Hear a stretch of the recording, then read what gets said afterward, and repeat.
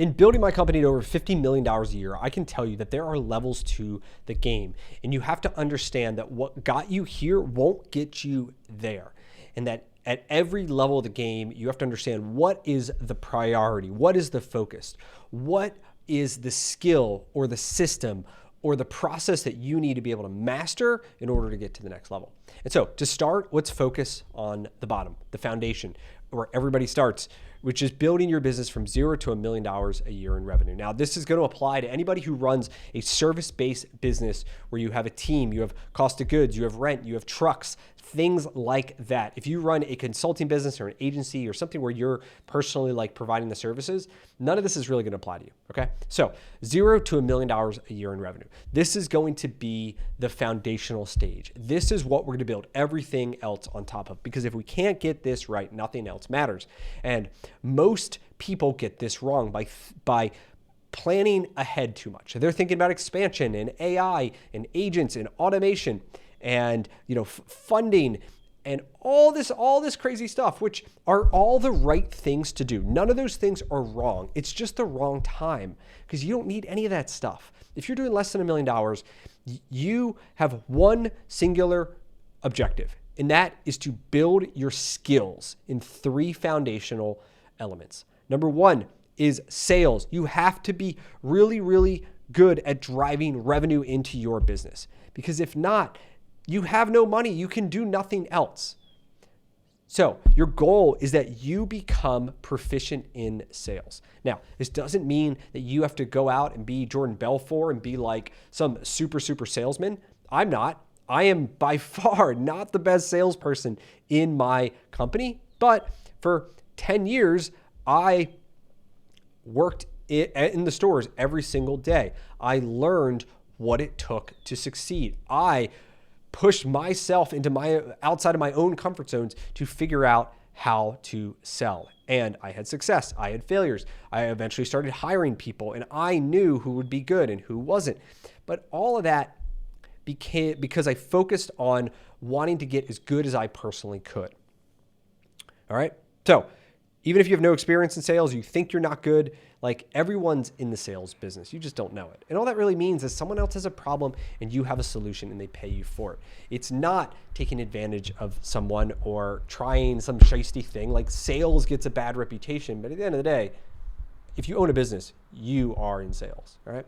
So the first step that as you build your skills in selling is to understand how you spend marketing dollars that becomes a sale. And for every business, there's 3 steps. Step number 1, we generate leads. So we spend money on Meta, on Google, PPC, on going to networking events and all these different things, right? So we spend money that generates interest, and then we convert. Then those people are interested. They call us, usually on the phone, or they fill out some sort of web form. They text you, whatever it is. We convert them into estimates. So we get the person in front of us, we assess the situation, understand the problem. Then we sell, right? We talk about our solution and try to get the yes right there on the spot, right? Every single business, whether you are in the dumpster, you're in window blinds, painting, roofing, turf, or auto repair, we follow the same thing. And so you want to build a skill which is analyze every one of those steps along the process. So you would get really good at that first step, which is where are we spending money on marketing? How many dollars do we need to spend to get a lead, right? What's our cost per lead? And then having a system to compare. Okay, I'm spending this much on this platform, this much on this platform, to understand that for us, for example, in our artificial turf business, our cost per lead is very, very low on Meta, like Facebook. We might cost us $20 to get a lead, to get someone's name and phone number who's interested. On Google, our cost per lead is about $100, right? So it's 5 times more. But when we look at our close rates and our average tickets, where should we spend more money? Well, the Google, we actually get a better ROI, return on investment, for every dollar that we spend, because Google customers are more high intent. They generally have bigger budgets, and we have a better close rate. than Meta, which are like people who are like, oh, this is cool. They see an ad. I wonder what it would cost, but they're not really that serious. And so you want to build a skill, which is what I just talked about, which is how do I look at where I'm spending money and then determine what's working and what's not. And ultimately, the goal is to spend money on a minimum number of platforms that get you the most amount of return. Then you're going to build a skill around your conversion rate to understand, okay, when a customer calls, what's our success rate for getting that person from interested to booked an appointment? You're going to go through what's our quote process, what's our script process, what's the speed to which we respond, all these things. And then when they're in front of us, we actually have the sales process now in going. We're going to look at our close rate. What is our close rate for us? Midas, it's about 40%. In the turf business, it's about the same. It's a little bit lower right now because we have a lot of these Meta ads going on, but it's fine. And so say we have a baseline of 40%, then our skill is going to be what are the things we can do to increase that number to 45 or 50. Maybe we ask better questions. Maybe we have payment plans or something that can help the customer make this more affordable. Maybe it's we role play this over and over and over again, right? There's lots of different things based on your business you can do to figure out how do I move that needle. But all along, you are building the skill of identifying where you're at and where you want to go and what actions work and don't work. Simple as that, all right? Okay, that's the first one, is sales. Once we have money flowing in, okay, we've built a strong sales muscle, then we shift our attention to hiring. Now, I have hired hundreds, if not thousands of people in my career so far. And a couple observations. Number one, you get better at it. The more people you hire, the better you will get at identifying what are the traits of people that excel in this and what are the traits of the people that fail. I now could walk into a new store. So for example, we had hired somebody to launch, to run a store for us. And I walked in there, I met him. I said to myself, this guy's not going to last more than 6 months. And guess what? 3 months later, he's fired. Didn't work out. Like, I can tell immediately, right? Because I've been around it so much. I've seen so many good guys. It's a known fact that you can send a duck to an eagle school, but when it returns, it's still a duck. So essentially, people are who they are, and that you can give all the training and all the stuff that you want, but at the end of the day, if they're not going to make it, they're not going to make it, right? They are who they are. And so your better filter and skill that you learn to develop are what type of personality am I looking for? What questions can I ask to determine if I think this person is going to survive and thrive in my organization? The interviewing process and the job offer process that you're going to use to filter out so people self-select if they don't want to be part of it, right? Those are all the things that you will start thinking through and working as you want to build out your skills around hiring. And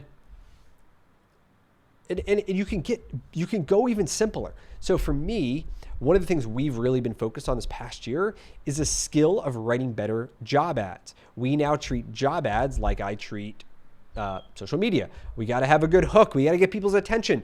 We have to read and try to elicit emotion. So when they read our job ad, they feel something. They feel something that says, I want to be part of these guys. Or at minimum, I want to learn more. Versus you read any of our competitors' ads, they're like a sterile doctor's office. They're not going to make you feel anything, right?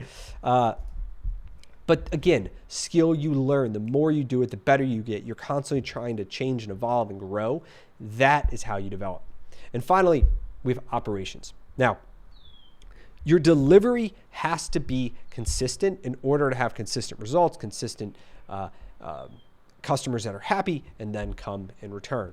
And so this is going to take forever, right? There's always things that you can improve. But what I really focus on in phase one, like when the businesses that I invest in and partner with are doing less than $1 million, is I want to pick 2 to 3 things that I believe if we can get these things right, that nothing else matters to a degree, right? 2 to 3 of the most important things that are kind of the big dominoes that if those fall and those do good, then everything else is okay.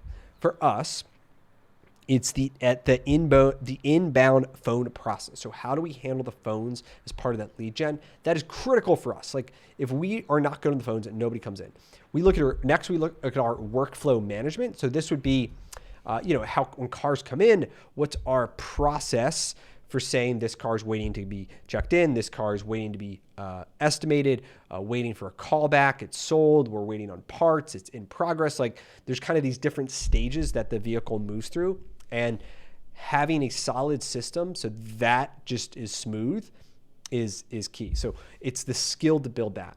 And then finally for us, it's like vehicle inspections, that every single car we get inspected exact same way. So it's like, it's consistent. Our goal is to be able to train the basics until we can't get them wrong, not just training until we get them right? We train until we can't get them wrong.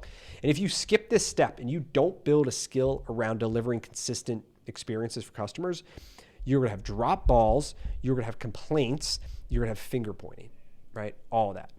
And so those are the skills that we got to build: selling, hiring, and operations. So if you're doing less than $1 million right now, think through your own business. Come up with all the key things and grade yourself on how your skill set is in each one of those categories. Because nothing else matters if you can't get this down.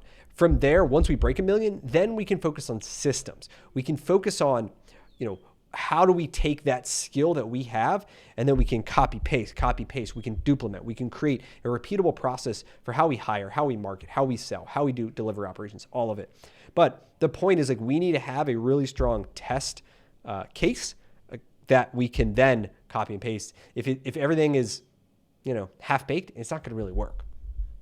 So I put together a whole video on this topic in terms of what it takes to build a $10 million a year business. I'm going to link it below. Go and watch that on my main YouTube channel. And if there's any way I can help you, there's a link there that you can follow, and it'll talk about what it looks like to work together. And yeah, cheers. See you on the next one.